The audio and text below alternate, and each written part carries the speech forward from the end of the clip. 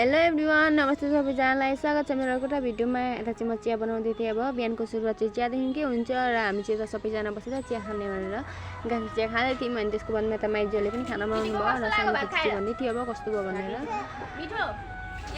अनि त्यसको बादमा यता मामाहरू पनि खाँदै हुन्थ्यो र भाइ चाहिँ पनि भन्दैछ अब यता हेर्नु नि झापन भोज कस्तो लाग्यो खाएर कता छ झापन भोज चाहिँ गए यो भात पानी 2 भोग 3 भोग 4 भोग 5 भोग 6 भोग 7 8 9 10 एभ्रिथिङ 56 भोग सबैको झापन आमाहरू सबैजनाले खाइसकेपछि अनि यता चाहिँ बस्यौँ हामी 3 जना माइजू अनि म भएर। अनि यता चाहिँ सानी माइजू चाहिँ एकदम पुरा धमाधम खाँदै हुनुहुन्छ र अनि अर्की माइजूहरू पनि हुनुहुन्छ। उनीहरू चाहिँ एकदम भाग लाउँदै हुन्थ्यो अब खानालाई सबैजनाको धमाधम भएको छ र यता म पनि अब बसिसकेको छु खाना भनेर।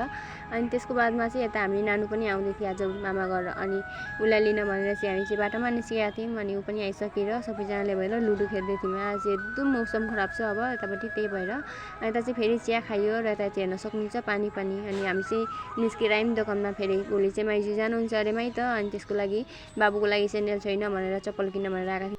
अनि यता चप्पल सप्पल पनि किनाइ भयो र हामी चाहिँ त्यहाँ दोकानबाट निस्किसकेका छौँ र अर्की माइजू आइसक्नु भएछ र उहाँसँग चाहिँ म दोकान जान भनेर निस्केको थिएँ फेरि। र यता चाहिँ बेलुका पनि भइसकेको छ। आजको लागि यति नै, बाई बाई। भेट्नुहुन्छ अर्को भिडियोमा। राम्रो लागि लाइक कमेन्ट गरिदिनु होला।